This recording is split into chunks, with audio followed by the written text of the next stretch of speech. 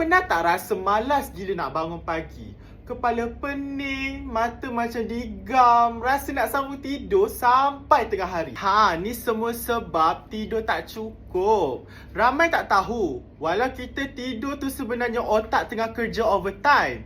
Dia tengah simpan semua benda yang kita belajar siang tadi, dari matematik sampailah hafal surah. Itu sebab kalau tidur cukup, otak jadi laju, senang fokus dan cepat ingat. Bila kurang tidur pula, otak bahagian emosi akan overreacting. Itu yang cepat marah, cepat nangis, sebabkan satu benda yang kecil pun boleh buat drama. Dan lagi satu, kalau kita tidur dengan cukup, dia bantu kita untuk membesar dengan lebih sihat. Masa tidurlah badan keluarkan hormon pertumbuhan. Kalau nak tinggi, tidur awal tau, jangan minum susu je. So, kalau korang nak kekal cergas, ceria, tak cranky waktu pagi, pastikan korang tidur dengan cukup.